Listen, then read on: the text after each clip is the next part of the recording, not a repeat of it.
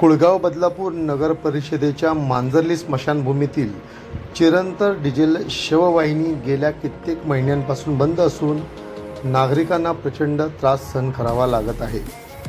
माजी खासदार श्री प्रकाश परांजपे यांच्या खासदार निधीतून बांधलेली ही शववाहिनी डिझेलवर कार्यरत होती, मात्र ती CNG वर रूपांतरित करण्याचा प्रस्ताव होता। दुर्दैवाने अजूनही नगर परिषदेकडून हे काम करण्यात आलेलं नाही। शववाहिनीसाठी आवश्यक त्या सुविधांचा अभाव असल्याने नागरिकांना अंतिम संस्कारासाठी खाजगी सुविधा वापरण्याशिवाय पर्याय उरलेला नाही।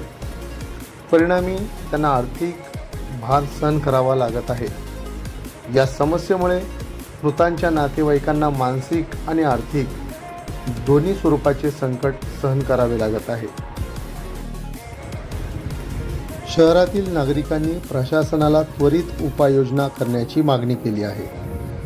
CNG शववाहिनी कार्यान्वित करण्यास उशीर का होतो आहे हा प्रश्न उपस्थित होत आहे। प्रशासनाने याची गंभीर दखल घेऊन शववाहिनी लवकरात लवकर सुरू करावी अशी नागरिकांची मागणी आहे।